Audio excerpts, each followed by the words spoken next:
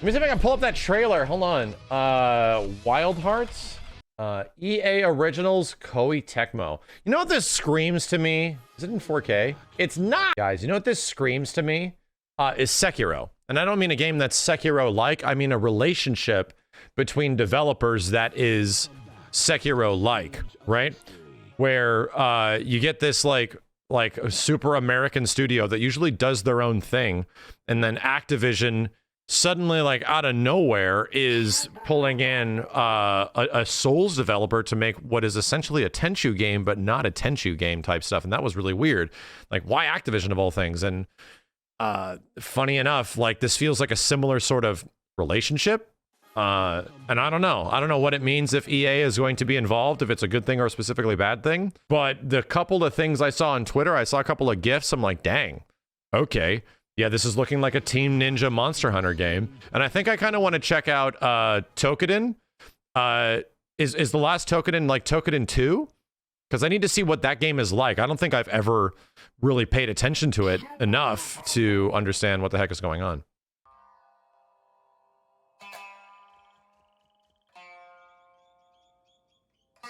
So,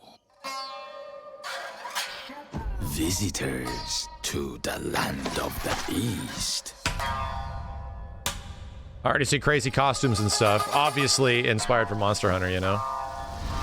You do realize Ozma is fraught with danger. Oh, it's not Team Ninja. Those are some big mons. Those mons are extra big, man. Grow ever more desperate.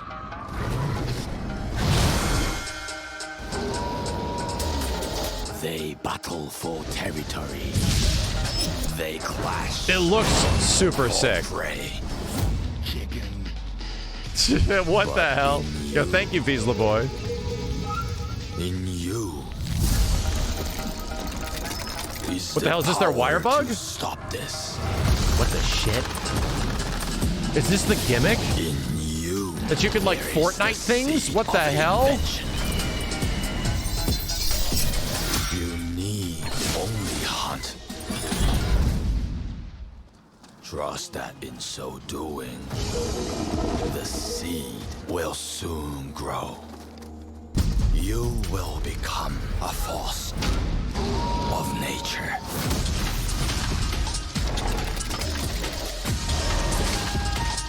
I'm really curious how this is going to play out. I mean, this is obviously from gameplay. It's a gameplay trailer. I kind of want to see a whole match with a monster. Look at this crazy shit.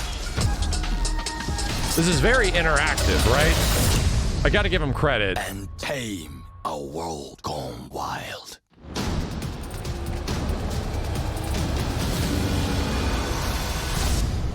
Huh. Shades of Monster Hunter World there, you know? Some chains of it. It seems pretty cool, right? I think it looks fairly interesting, all things considered. I'm curious to check out Toukiden stuff to see where it actually comes from. Oh, there's a gameplay trailer premiering relatively soon. Oh, okay. Okay. I mean, there's already a ton of, you know, Monster Hunter likes out there, like all things considered. It's just crazy to me that Koei Tecmo is working on essentially Neo 3, you know, with the game we just played. They're working on a samurai epic open world game in a similar vein to Ghost of Tsushima. And they're also doing this, which is... Oh, is there details? Hold on a second. Is there like a website? Crazy beast, crazy dog. I like the key art. It's pretty cool. Wild Hearts details. Okay. New IP, instead of Toukiden, to appeal towards a bigger audience. Okay, so they're literally... I mean, whatever Toukiden is, I'm going to learn about it in a second, but it sounds like they're Monster Hunter worlding Toukiden, which is smart. And it's funny that they need EA's budget to do it. Hunting style game with crafting, zone-based, up to 3 players for co-op. EA helps with publishing. It's been in development for 4 years. New gameplay on October 5th. Okay, so we're a week away from more gameplay. 3 players, though. Really? I'm curious what they mean by zone-based. Are we talking like old school Monster Hunter? Like, yeah, when I hear zone-based, I don't think like, oh, you know, ancient forest, you know, or you know, frosty zone or dirty zone. Like, I don't think of that. If I think of zone-based, I think of like an area map that loads the next map type stuff when you move from zone to zone. It could be like instance biomes. Yeah, maybe. That's actually, to me, that's the, outside of the 3-player aspect, that's kind of the most fascinating part is like, like PSO kinda. Yeah, PSO is a decent example of that. But old Monster Hunter is the best way to describe it, right? I mean, that's where my brain is immediately going. We need to get our asses to the dirty zone. I can't remember how Dauntless did it, because Dauntless is another, once again, comparative, you know, big Monster Hunter-like game that's out there. I mean, have they also said it's going to be free to play or anything like that? Have they said that this is going to be taking that route? Like the whole battle pass, that route for everything, or no? Is this going to be an actual full game? Dauntless did really well. I mean, all things considered, Dauntless was, regardless of like Monster Hunter World sort of kind of coming out and taking its thunder, Dauntless did end up doing pretty well. And it was free to play. No, this is a full price game. Okay. It seems pretty interesting, right? It seems like it could also be just like a not Monster Hunter. I think the other scary part about this is if it's coming out, did it say, there was something I saw about a date for early next year. If it's coming out early next year, they are pretty much predating a potential Monster Hunter World 2 reveal at E3 next year. It's February. Okay, so February 2023. Yeah, they're going to make it just in time for Monster Hunter World 2. And I hate to break it to you, like, Monster Hunter World 2, if it is announced at E3 next year, which it is, that's the lineup, right? That's, if we're talking about when Monster Hunter games are released and they're recording sequels and how long we have until the next Monster Hunter game, yes, we are literally lined up with E3 next year. In just about 9 months' time from now, there'll be a reveal for Monster Hunter World 2. And that'll likely be on the RE engine. It'll likely run and look better than any of Capcom's games ever.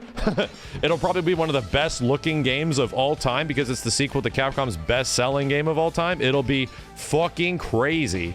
It'll make Monster Hunter Rise and Monster Hunter World look like wet shit, which is going to be crazy. That's probably the biggest substantial upgrade from Monster Hunter since like World. So if this comes out before that and that sort of like whets our appetite, that's cool. I think this looks really cool. I mean, let me see these fat shots. I think this looks like a beautiful game. I hope they have a beta test in the relative near future. It's funny to me how it's like obviously like super Japanese lore. Is anyone picking up on that? It doesn't really feel like obviously like art, like knights and medievally, or the weird pre-future future that Monster Hunter sets up. It's not like that. It's a little bit more like Monster Hunter Rise. Kind of feels like if you took Ghost of Tsushima and a Monster Hunter and then just like crunched them together. Japanese mythology kind of stuff. You mentioned the similarities with your previous work, Toukiden series. Why did this feel like it needed to be a new IP? We wanted Wild Hearts to appeal to a more global audience than the Toukiden series. Yeah, they're essentially trying to expand in the exact same world that Monster Hunter was trying to expand, you know? Where it's like, we need to get out of just our hardcore Japanese fan base and change shit. Are we crammed by ads right now? If this is like Toukiden, we might have a fighting in fist as a weapon. That'd be cool. Japanese-style hunting game, Wild Hearts has some things in common to Toukiden. However, the original aspect of Wild Hearts, such as what you are hunting, the battle system, the world setting, the visual presentation, are different from Toukiden. Well, it's a different game then, right? Maybe it has some of its blood there, but it sounds like it's a different game. And if EA is helping with publishing, then yeah, EA was like, yeah, well, this seems like a good idea. Monster Hunter World was a popular game. You want to make an EA version of Monster Hunter World? Yeah, sure. Let's do that. You know, it really feels like that kind of a situation. Can you explain the building system? Players hunt using a type of crafting called karakuri, an ancient tech that allows the creation of extremely fixable and creative hunting grounds to take on powerful beasts. Karakuri can range from types that can be built instantly during battle to some of that can be combined to create new karakuri. There are also types that can be used to build hunting grounds by utilizing many different materials. Karakuri expand the freedom and possibilities of hunting, combat, and exploration in this game, so it differs from the direction of crafting in Fortnite, which allows the creation of huge structures. Yeah, there's already like a Fortnite comparison, obviously. Yeah, the gameplay loop is going to be very important, you know? Like how Monster Hunter has a fantastic gameplay loop that honestly got even better in Monster Hunter World and beyond, even though it's pretty rough in Vanilla World. That'll be really important, man. Like how much are we incentivized to go out and fight more things to get new things? How is the gear grind sort of like carrot on a sticking you to the next thing, to the next thing, to the next thing, which makes Monster Hunter so ridiculously addictive when you first get into it. Clear from the credits of combat, which will have looser, more free-flowing combat of Musou games, or is this closer to the heaviness of Monster Hunter? Wild Hearts features a combat system that combines a variety of high flexible actions against these demons or kimono. Players can not only perform dashing, jumping, grappling, sliding, and other actions required in today's action games, so they can further enhance the performance of their actions by making full use of the Karakuri stuff. On the other hand, the monsters, which are a fusion of nature and animals, can hunt players down with a wide variety of attacks that real animals can't perform. In Wild Hearts, players will experience new kind of combat that is different from that of the Warriors series, or hunting titles that we've seen before. Open world or zone game. It's a zone-based system which we believe has significant advantages in a hunting game, which the player repeatedly hunts. Each separated zone is a large area, and players can reach almost any point in the zone using Karakuri, so it's possible to enjoy it like an open world game, in which you would actively explore the world. Oh, it's sounding like it's still like Monster Hunter Rise and Monster Hunter World, you know? Large zones, you know? Old Monster Hunter are small-ass zones. You get like, you know, you get like 16 tiny zones that all make one big zone because of loading, you know? Thank you for the 50 gift subs. Holy shit. So, you know, all things considered, if you make just a biome each, that's fine. That's completely fine. It doesn't need to be open world, for God's sake. Oh, the second game is open world, but with multiple zones that you can go to anytime once you leave your camp. I see.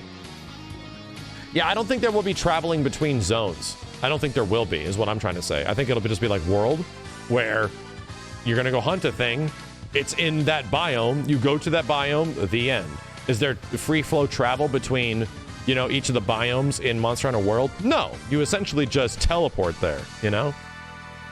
3 players is maximum. They talk about the balancing stuff. Why did EA become involved in the project? We want to create a hunting game that would be enjoyed by players around the world. EA is not only very strong in international publishing, but they also have contributed a great deal to Wild Hearts with their wealth of experience. They are truly committed to ensuring the game reaches a global.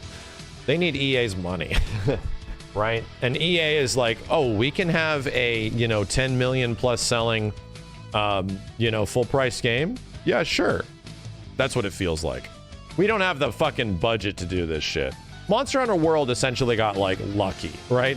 I mean, all things considered, Monster Hunter World is still a pretty goddamn obtuse game. And the fact that it was able to hit in the ways that it did is pretty incredible. Still, like, the fact that they were able to actually utilize Capcom budgets for that stuff was one of the reasons why it ended up being a big deal.